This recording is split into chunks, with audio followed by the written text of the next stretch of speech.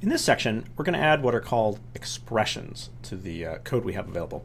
And that's kind of the last piece we needed to start writing kind of realistic image manipulation code. And in particular, by the end of this section, we'll play with puzzles that are based on images, so that'll be kind of fun. So we've written code like this a lot of times. So here it says print 42. We just have a number, 40 or 100 or 250 or whatever, and it's just in the code. It turns out you can instead write that this way. So it says print 11 plus 31. And the 11 plus 31 here, that's called an expression. And basically, instead of a fixed number that's known ahead of time, we can put a little arithmetic expression. So in this case, 11 plus 31, it's a little problem. The way this works is that when the computer when it gets to this line, the first thing it's going to do is it is said to evaluate the expression. So it just picks out the expression and says, all right, well, I need to work out what number this is. In this case, it just does the addition. So 11 plus 31 is 42. So once the expression's been evaluated down to a number of 42, then the code can continue and just use that number. So in effect, this will just print 42. And so anywhere in the code where we would have had a number like 0 or 255 or 100 or something, instead we're going to be able to put little arithmetic expressions to sort of embed a little computation to compute what number we want to use. And that's going to enable us to solve better problems. So we haven't talked about it up to now, but the pixel has these three extra functions. There's pixel.getRead, and what getRead does is it's kind of the reverse of setRead. It retrieves the number out of the pixel. So there is some red value, 0 or 100 or something.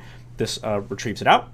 And there's also getGreen and getBlue. And so these are going to be very natural to use in expressions to mess with the RGB values in a pixel. So suppose what I want to do is double the red value of a pixel. So if it's 50, I want to make it 100. If it's 100, I want to make it 200 or whatever. So here's some code that does that. And so I'm going to walk through this. And this is this idea of making a relative change to a pixel, whatever it was, change it to triple it or something like that. That's going to be a much more realistic way to deal with the RGB values in pixels. All right, so let's walk through what this code does. So this code is correct. It does double the red value of a pixel.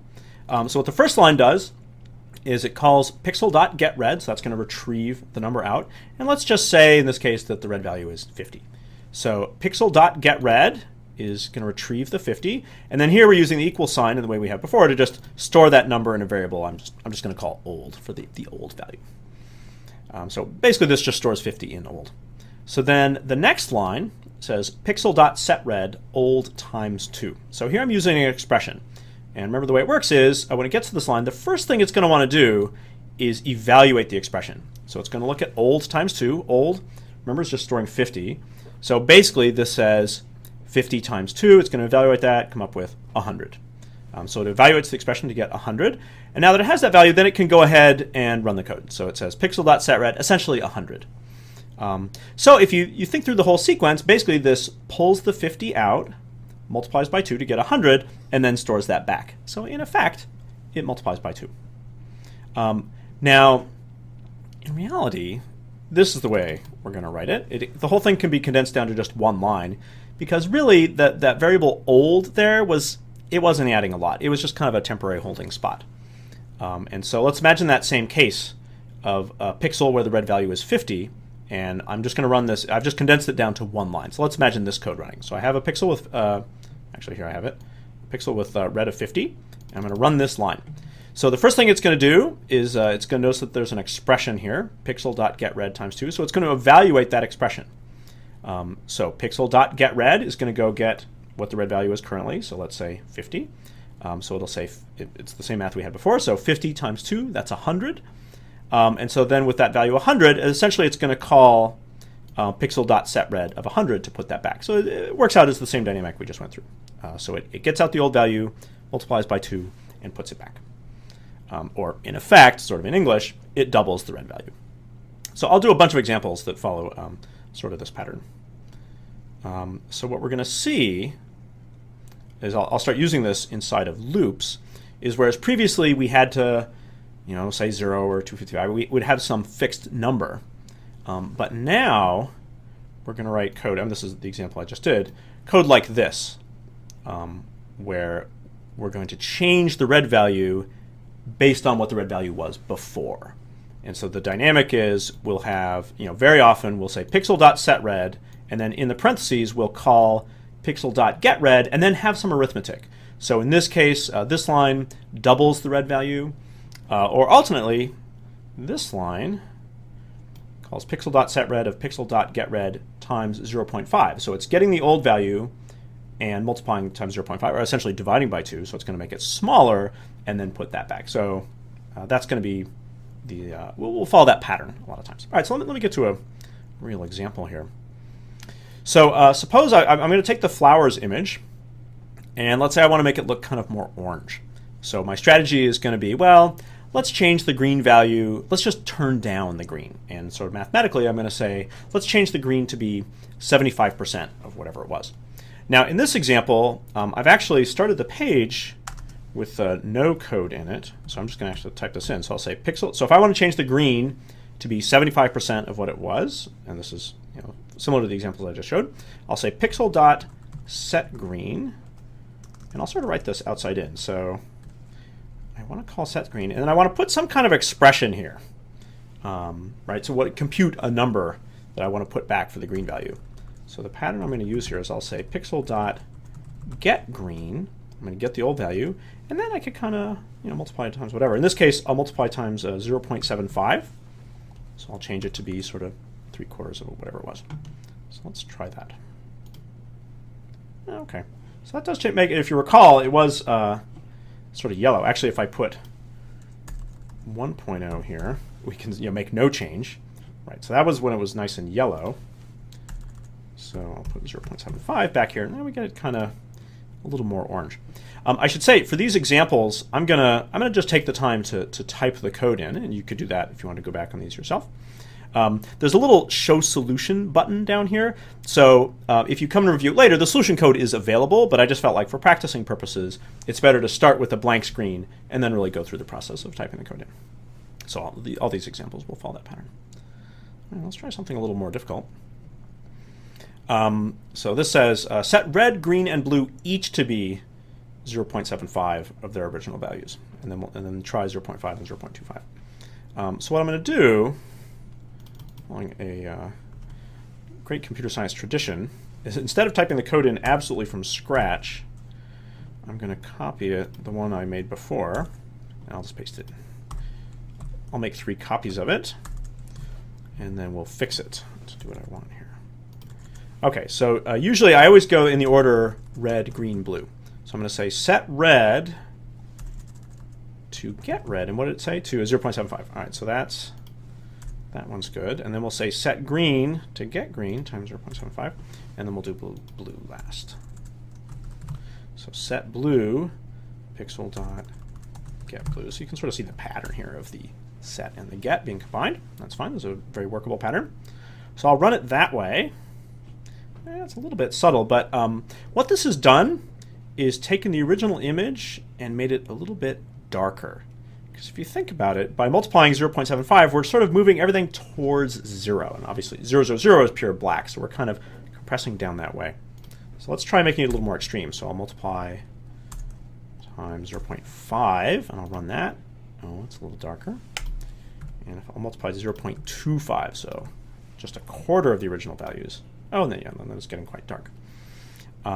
So this shows a good, realistic, sort of interesting use of this kind of scaling idea of using setRed combined with getRed and multiplying times sort of number to sort of play with the values, either scaling them up or scaling them down. All right. So there's a third problem here. I'm going to sort of skip over. This one's just for extra practice if you want to come and try this one, and it has solution code as well. So what I really want to do is work one of these 5, 10, 20 puzzles. So the idea with the 5, 10, 20 puzzles is that there was some image of a flower or a piece of fruit or something, and it's been modified. And the way it's been modified is that the red, green, and blue values have all been divided by either 5, 10, or 20. So the values are way too small. The image is going to be really dark.